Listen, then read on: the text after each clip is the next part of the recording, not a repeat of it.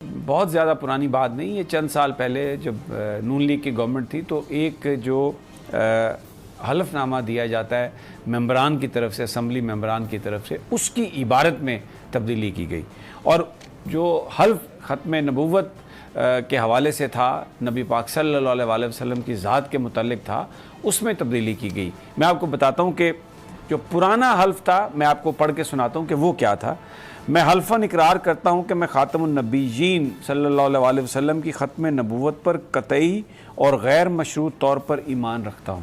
یہ تو تھا حلف، اس میں تبدیلی کی گئی۔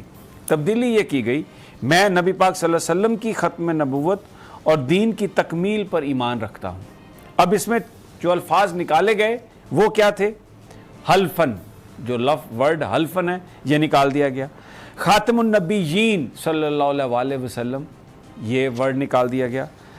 قطعی یعنی بالکل جس پہ کوئی شک نہ ہو، یہ ورڈ نکال دیا گیا۔ غیر مشروط، کسی شرط کے بغیر، اور کہا گیا کہ یہ سینٹینس لمبا تھا، یہ فکرے ذرا، یہ جو جملے جو تھے اس میں وہ زیادہ آ گئے، یہ لمبی لائن ہو گئی، اس کو چھوٹا کرنے کے لیے یہ کیا گیا تھا۔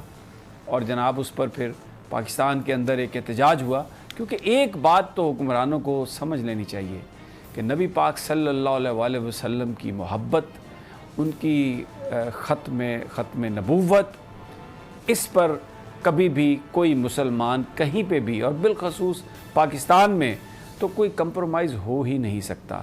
یہ جان آئے جان جائے، کچھ بھی ہو جائے، اس پر کوئی بندہ کہیں پر بھی